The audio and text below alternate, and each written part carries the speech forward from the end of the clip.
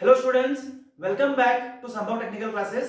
अभी हम पढ़ रहे हैं एसएससी जेई मैकेनिकल सिविल के लिए क्रैश कोर्स, जिसमें हमारा सब्जेक्ट चल रहा है फ्लूइड मैकेनिक्स। अभी तक हमने फ्लूइड मैकेनिक्स में खत्म करते हुए हमने पहुंचे थे हमारे फ्लो थ्रू पाइप्स के तक। फ्लो थ्रू पाइप्स में हमने जो इनिशियल बेसिक्स है वो खत्म किया था, जिसमें हमने पाइप्स इन सीरीज और पाइप्स इन पैरेलल खत्म किया था।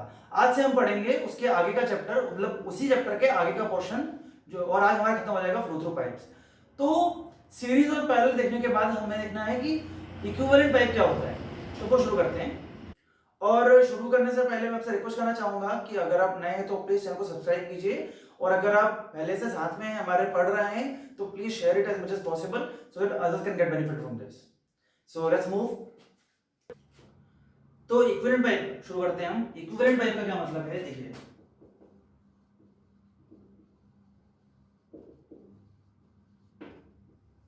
इसका मतलब होता है कि ऐसा हम एज्यूम कर रहे हैं, ऐसा इमेजिन कर रहे हैं कि एक ऐसा पाइप जिसका डायमीटर क्या हो, यूनिफॉर्म हो, सेम डायमीटर हो, क्योंकि वहां पे अलग अलग था तो तक करना पड़ता कैलकुलेशन, ये प्लस। मान लो यूनिफॉर्म डायमीटर का पाइप है जिसका विच विल हैव, या जिसमें सेम क्या क्या इंपॉर्टेंट है दोनों चीज, same discharge and same head loss. मतलब ऐसा पाइप एज्यूम कर रहा हूं जिसमें जो यूनिफॉर्म डायमीटर का हो, जिसमें डिस्चार्ज और हेड लॉस दोनों क्या हो, सेम हो। किसके जैसे? विद द कंपाउंड पाइप, या हम बोलते हैं कंपाउंड पाइप, मतलब वो सीरीज पैरेलल वाला पाइप है ना, या पाइप्स इन सीरीज लिख लो, उसको कोई दिक्कत नहीं है। देखो ये जनरली हम पाइप्स इन सीरीज के लिए ही करते हैं, क्योंकि पाइप्स इन पैरेलल में क्या होता है, हेड लॉस बराबर इक्वल है तो वो इजीली हो जाता है। पर सीरीज के केस में क्या होता है, this plus this plus this करना पड़ता है, इसलिए हम यहां पर इसकी बात करते हैं इक्विवेलेंट पाइप की। तो मैं ऐसा मान रहा हूं कि मान लो जैसे ये था हमारा, ये था, फिर ये था, फिर ये था, तो इन तीन को हटा के मैं एक ऐसा पाइप लगा दूं जिसमें जितना हेड लॉस ये प्लस ये मिल रहे हैं, वही हेड लॉस यहां पे भी इसके बराबर हो, और जितना डिस्चार्ज यहां हो रहा हो उतना ही डिस्चार्ज यहां भी हो रहा हो। तो हम बोलेंगे ये पाइप क्या होगा, ये पाइप हमारा होगा इक्विवेलेंट पाइप, इसके इक्विवेलेंट होगा। ठीक है। एग्जाम में क्वेश्चन ये पूछा गया था, कॉमन सेंस क्वेश्चन, कि बताओ अगर मैं इक्विवेलेंट पाइप लगाऊंगा तो उसकी लेंथ कितनी होगी, इससे बड़ी होगी, कम होगी, इनके बराबर होगी, क्या होगा। तो देखो हेड लॉस सेम होना चाहिए, लेंथ जो कनेक्शन है यहां से यहां तक, लेंथ तो बराबर ही रहेगी।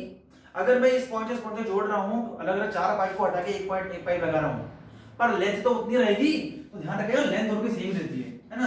तो जो L है इसकी लेंथ वो होगी 1 + 2 L1 + L2 + L3 बराबर। ठीक है, वो सही बात थी। अब देखिए कि ये जो पाइप सीरीज हम पढ़ रहे हैं, इसमें हम पढ़ रहे हैं इक्विवेलेंट पाइप। इक्विवेलेंट पाइप के अंदर हम देख रहे हैं कि ऐसा पाइप जिसमें हमारा डिस्चार्ज और हेड लॉस सेम हो। किसके सेम हो? जो हमारा इक्विवेलेंट सीरीज कंपाउंड पाइप है उससे सेम हो। तो हमें पता है कि इन सीरीज जो हेड लॉस होता है वो 1 + 2 + 3 होता है। मैंने थोड़ी देर पहले निकाला था एक फॉर्मूला, कि जो हेड लॉस का फॉर्मूला वो क्या निकला था कि 8FL Q² / G⁴ ये फॉर्मूला था। ठीक है, π² था, if I am not wrong, 8FL Q² / G⁴ D⁴. ठीक है। अब ये 1 के केस में क्या हो जाएगा, तो 8FL1 हो जाएगा, या Q² / G⁴, यहाँ पे D1 की पावर 5 हो जाएगा, यहाँ पे D2 की पावर 5 हो जाएगा।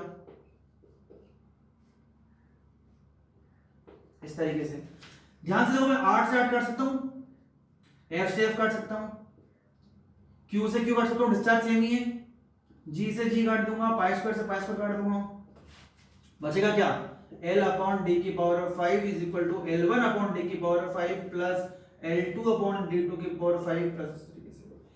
एग्जाम में ये क्वेश्चन बहुत ज्यादा बार पूछा गया है, इस फॉर्म में भी, और एक क्वेश्चन देके डाटा देके पूछ लिया जाए इस फॉर्म में भी। इसे हम बोलते हैं ड्यूपोर्ट्स इक्वेशन। ये सिर्फ ये बताने के लिए मैंने इतना तांजम किया था, ये भी डेरिवेशन किया था मैंने, ये बताने के लिए, क्योंकि डायरेक्ट इतना समझ में नहीं आ पाता कि कहां से आया है। तो पाइप्स इन सीरीज के केस में जब मैं इक्विवेलेंट पाइप निकालूंगा तो इक्विवेलेंट पाइप का जो L/D⁵ है वो अलग अलग पाइप के L अपॉन dy फाइव को ऐड कर दो तो आपको वही मिलेगा, है ना। तो ये इक्वेशन इंपॉर्टेंट है मैथमेटिकली भी और न्यूमेरिकल पॉइंट ऑफ व्यू से, ठीक है। तो ये हुआ हमारा Dupuit's equation equivalent pipe in series के लिए। और अब बात करूं पैरेलल के लिए, तो पैरेलल केस में हमें पता है already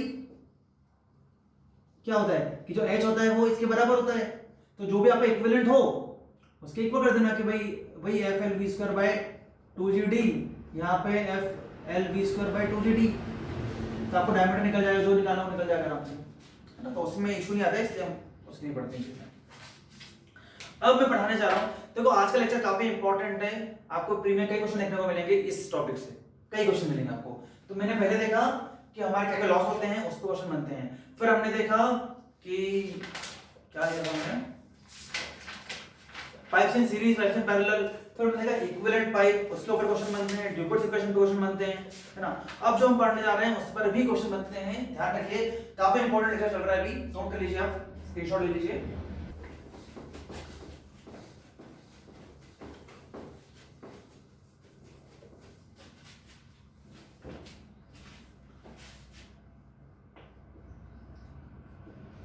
power transmission through pipe,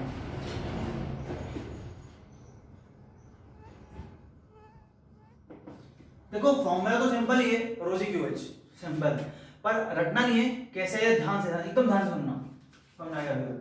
power क्या होता है सर, पावर होता है वर्क अपॉन टाइम। वर्क क्या होता है, work is nothing but energy, मतलब ऐसा नहीं कि सेम होता है पर इक्वल होता है, you can convert work energy upon time. इसको लिख सकता हूं एनर्जी अपॉन टाइम को कि energy upon weight into weight upon time, कोई दिक्कत नहीं है।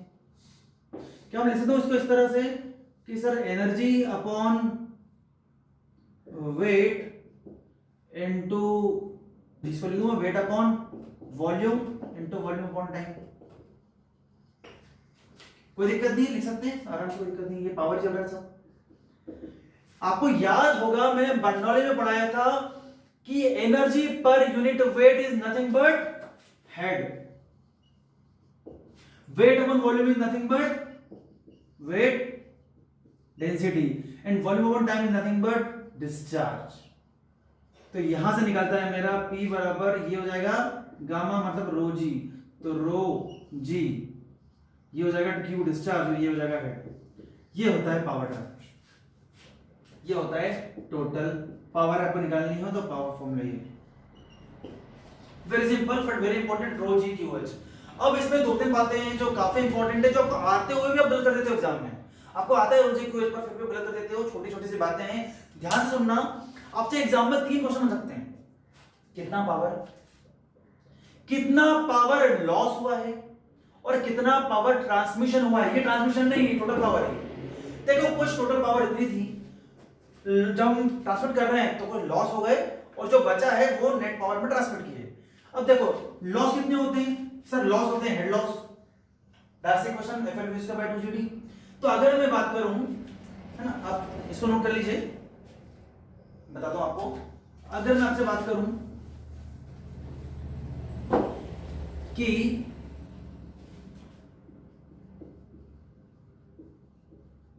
पावर लॉस की, तो पावर लॉस क्या होता है सर, P बराबर रो जी क्यू, तो ठीक है, ये H के बदले, टोटल हेड के बदले क्या हो जाएगा, जो हेड लॉस हो जाएगा, तो HF। समझ में आ रहा है आपको कि रो वही है, जी वही है, क्यू वही है। यहां टोटल H लिया तो टोटल पावर, यहां हेड लॉस लिया तो पावर लॉस हो जाएगी, यहां नेट हेड लिया तो नेट पावर हो जाएगी।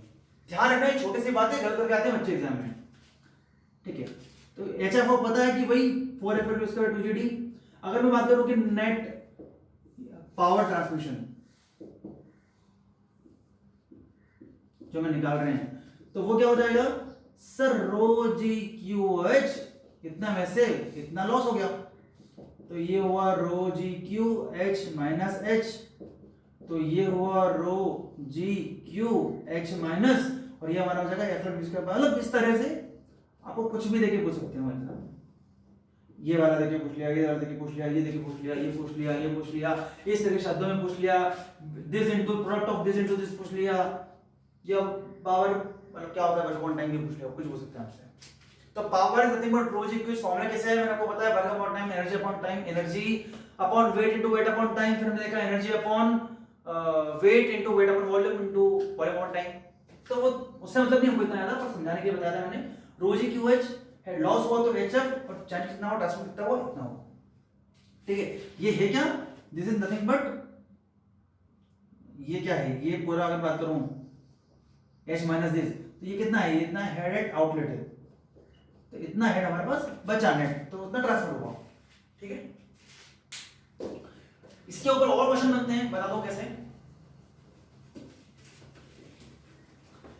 पूछा जाता है कि बताओ मैक्सिमम पावर कितना टाइम में हो सकता है या कब होगा।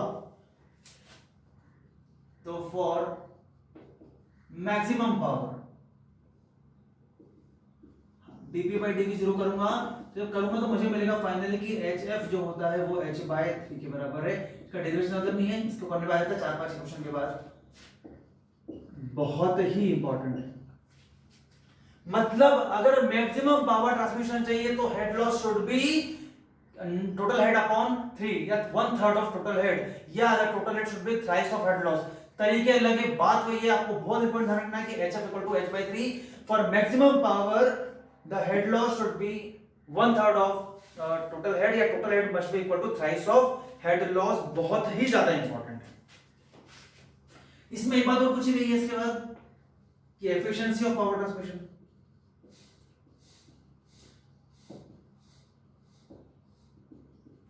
तो एफिशिएंसी का क्या हुई, एफिशिएंसी क्या होता है, efficiency is equal to output upon input, है ना। तो आउटपुट मैं बोल दूं क्या कि sir total head minus head loss upon input head इतना, ये था हमारा, ये हो जाएगा हमारा एफिशिएंसी मैक्सिमम के लिए h/3, ये h हो जाएगा 2h/3 अपॉन h, तो एफिशिएंसी हो गया 2/3, मतलब efficiency can be maximum 66.67% exam आ सकता है ना। इस पर भी क्वेश्चन आया हुआ है, इस पर भी क्वेश्चन आया हुआ है। ठीक है, तो जो पावर ट्रांसफर की एफिशिएंसी है can not be more than 66.67% या इट्स फ्रैक्शन वाइज 2/3। ठीक है, बहुत इंपॉर्टेंट पढ़ाया मैंने ये वाली चीजें आपको। पावर कितनी होती है, पावर लॉस कितना होता है, नेट पावर कितनी होती है, मैक्सिमम पावर कब ट्रांसमिट होगी, और एफिशिएंसी कितनी होगी मैक्सिमम। हम इस चैप्टर के बाद एंड पर हैं। अगर आप इतना पढ़ते हो तो आई डोंट थिंक प्री का कोई क्वेश्चन आपसे छूटेगा।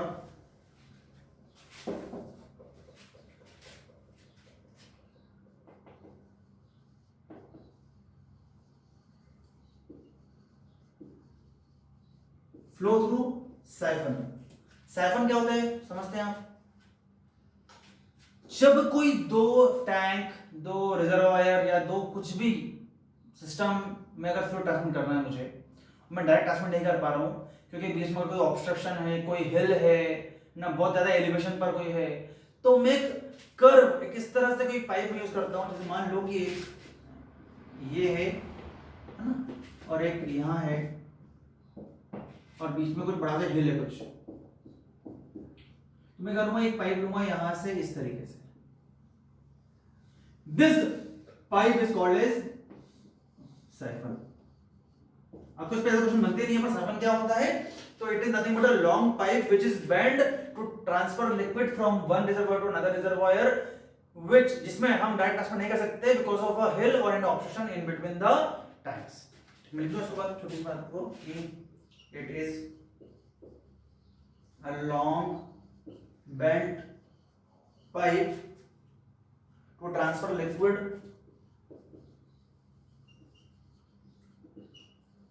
between two reservoirs separated by a hill or obstruction, है ना। किसी हिल ऑब्स्ट्रक्शन की वजह से अगर कुछ होता है तो उसको बोलते हैं इस तरीके से। हाँ, एक और निजाम पूछा गया, साइफन क्या होता है, इतना सा बात है, ये पूछा गया है। एक बार ये पूछा गया कि द हाईएस्ट पॉइंट, सबसे ऊंचा पॉइंट साइफन का, है ना, highest point of siphon is called as summit. या तो बोलेंगे समिट क्या होता है, तो it the highest point of siphon या highest point of siphon is called as summit. तो एग्जाम में कुछ भी पूछ सकते हैं इस तरीके से। ये क्वेश्चन और पूछा गया है कि मैक्सिमम, देखो ये पानी यहां से आगे से रहा है क्योंकि यहां पे कुछ सक्शन क्रिएट हो रहा होगा, कुछ वैक्यूम क्रिएट हो रहा होगा, तो जो मैक्सिमम वैक्यूम क्रिएट होता है यहां पे at the summit is only 7.6 metre of water. Exam में पूछ सकते हैं आपसे, और यार में थ्योरेटिकली अगर पूछा जाए तो थ्योरेटिकली बोलते इतना है पर इतना होता नहीं कभी, theoretically it's 10.3 metre of H2O।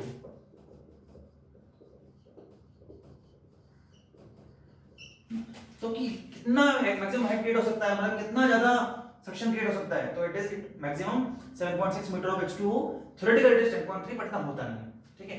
तो ये हुआ ऑल अबाउट साइफन, क्या होता है, किस हाई स्कूल क्या बोलते हैं और क्यों यूज करते हैं और कितना हाइट होता है, इतना सफिशिएंट है। आज का हमारा लास्ट टॉपिक है, काफी इंपॉर्टेंट भी है, इजी भी है, नोट कर लीजिए।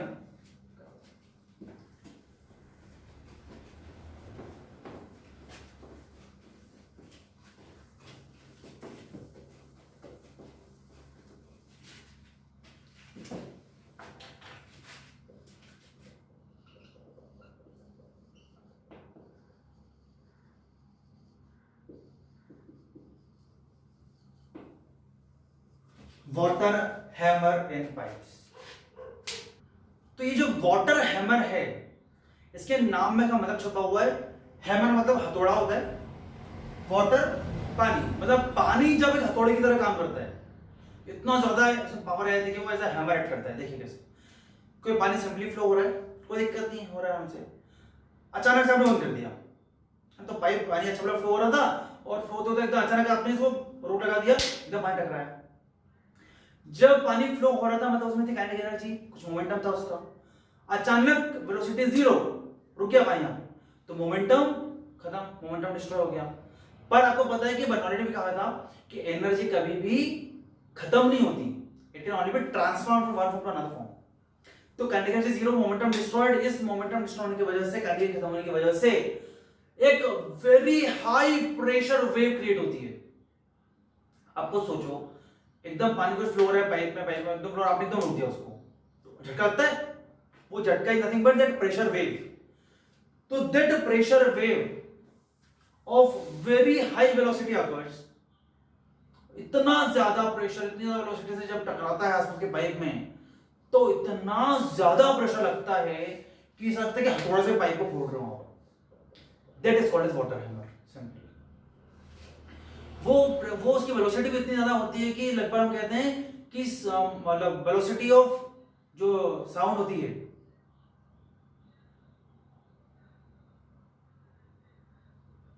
उसके बराबर।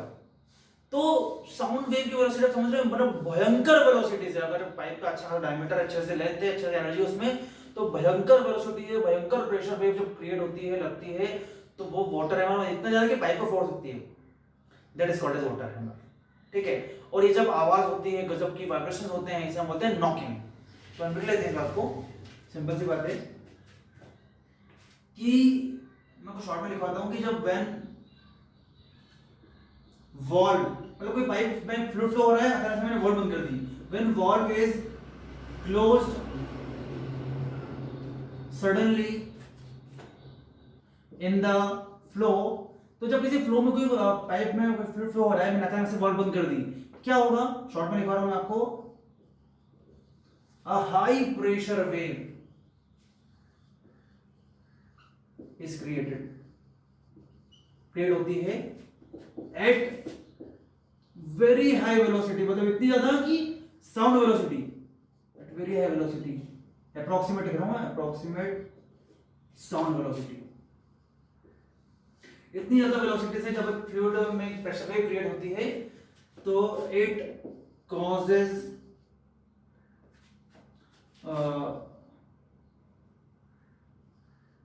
हाई नॉइज एंड वाइब्रेशन, इसको हम बोलते हैं called as knocking.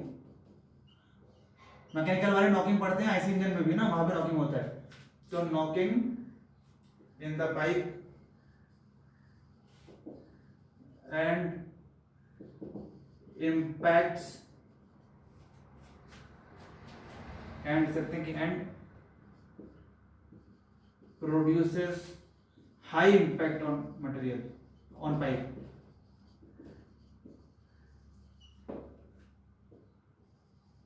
Like the hammering action.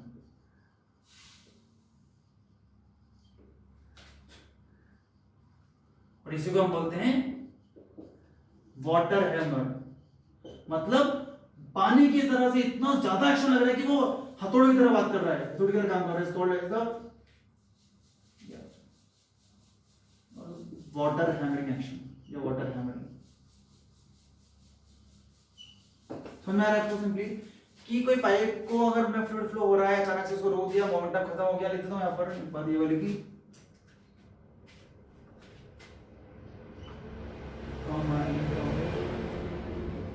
the momentum gets destroyed, momentum destroy खत्म हो जाता है, momentum हो रहा, and a high pressure wave is created at very high velocity, high noise, high vibration, भयंकर इफेक्ट पड़ता है किस पर, हमारे पाइप पर, उसके बाद बोलते हैं कि वाटर हैमरिंग एक्शन हो रहा है।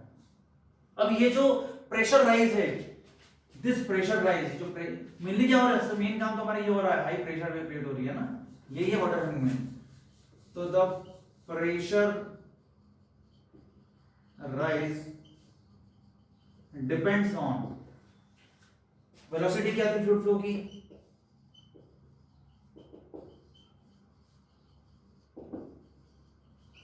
हम बात करते हैं कि पाइप की लेंथ क्या थी, इनडायरेक्टली हम बात करें कितनी एनर्जी थी पाइप में, मतलब फिर हम देखते हैं कि इलास्टिक प्रॉपर्टी क्या है मटेरियल की,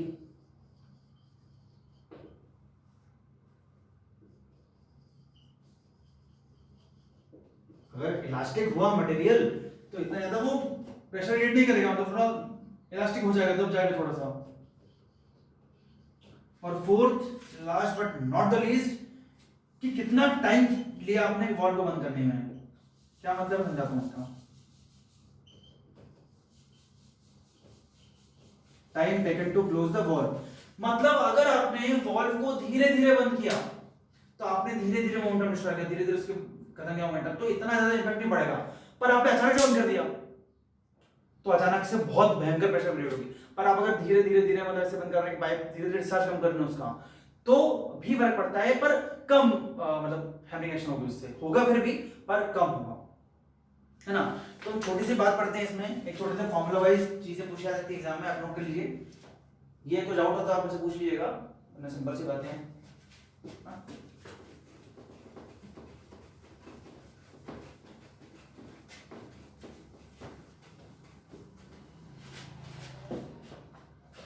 इसमें हम दो केस पढ़ते हैं, इसको बोलते हैं कि वॉल धीरे धीरे बंद करना, मतलब ग्रेजुअल क्लोजर ऑफ वॉल, धीरे धीरे बंद हो रही है।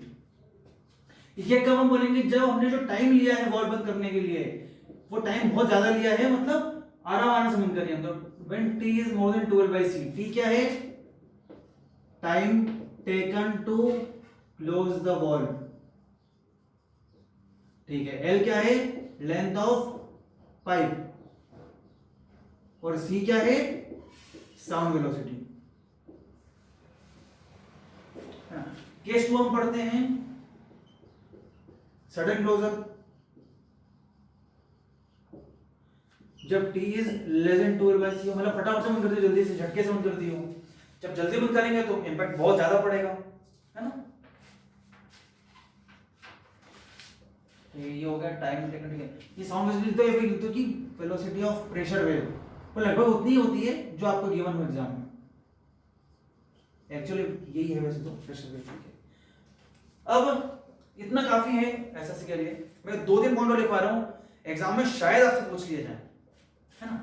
तो हमारा छोटा सा टॉपिक है कि pressure rise in water hammer, water hammer की वजह से कितना प्रेशर राइज होता है। तो अगर मैं बात करूं कि ग्रेजुअली वॉल्व क्लोज की है ना, ये जनरली पूछा नहीं गया है पर पूछा जा सकता है।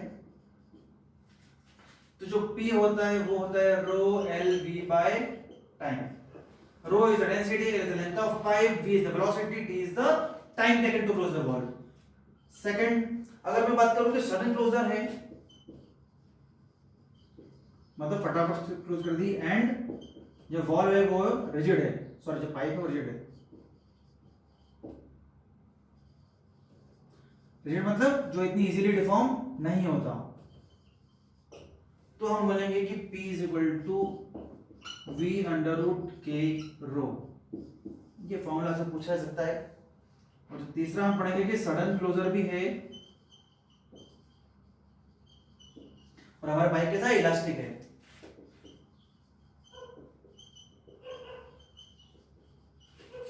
इस केस में हो जाएगा हमारा P is equal to V under root rho by 1 by K plus D by ET।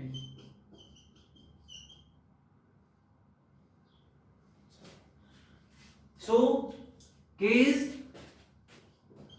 को पता नहीं चलेगा, मैं बात करूं मटेरियल की, तो K is nothing but bulk modulus.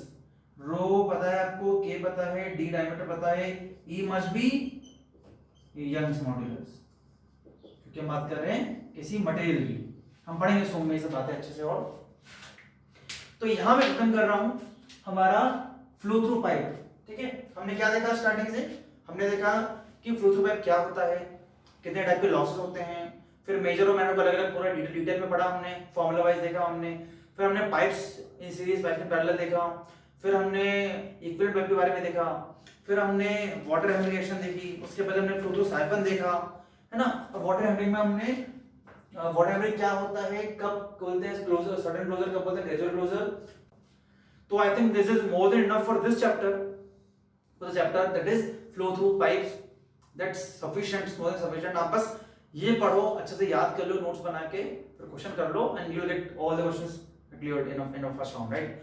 तो ठीक है, इतना काफी है आज के लिए। अब हम पढ़ेंगे नेक्स्ट लेक्चर में, हमारा जो चैप्टर होगा वो होगा डायमेंशन एनालिसिस।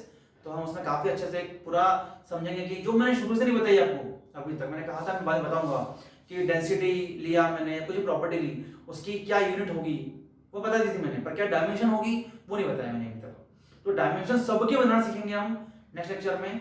तब तक आप पढ़ते रहिए, लॉकडाउन में आराम कीजिए, आपको वेब सीरीज देखनी है, मूवीज देखना है, सब करो, पर पढ़ते रहो। 4-5 घंटे रोज के 5-6 घंटे आपको पढ़ना ही है, तभी जाके आप कंसिस्टेंसी मेंटेन कर पाएंगे, रहेगी तो ही आप आगे अच्छे से परफॉर्म करेंगे। अगर अभी आपने नहीं पढ़ा तो दिक्कत हो जाएगी 4 महीने बाद। मैं मानता हूँ एग्जाम तो जल्दी नहीं होगी, पर अगर इस भरोसे बैठे हुए एग्जाम नहीं होगी तो अभी कौन पढ़ेगा, दिक्कत हो जाएगी। हम इसलिए धीरे धीरे पढ़ रहे हैं कि एग्जाम के पहले पहले मैं सिलेक्ट करवा दूंगा, ठीक है। बस मैं चाहता हूँ कि आप पढ़ते रहें अच्छे से, और कुछ भी अगर डाउट है तो आप प्लीज कमेंट कीजिएगा, और अगर सेशन अच्छा लग रहा है, आपको थोड़ी हेल्प हो रही है तो प्लीज लाइक कीजिए, सबको बताइए, शेयर कीजिए। आपके शेयर करने से, आपके लाइक करने से, आपके जो कमेंट्स जो आते हैं पॉजिटिव कमेंट्स काफी मोटिवेटिंग होते हैं मेरे लिए, तभी जाके मैं इतना मतलब जो अपना इनपुट है वो दे पाता हूँ लेक्चर में, और आगे चीजें बना पाता हूँ। ठीक है, तो आप पढ़ते रहिए। Thank you so much.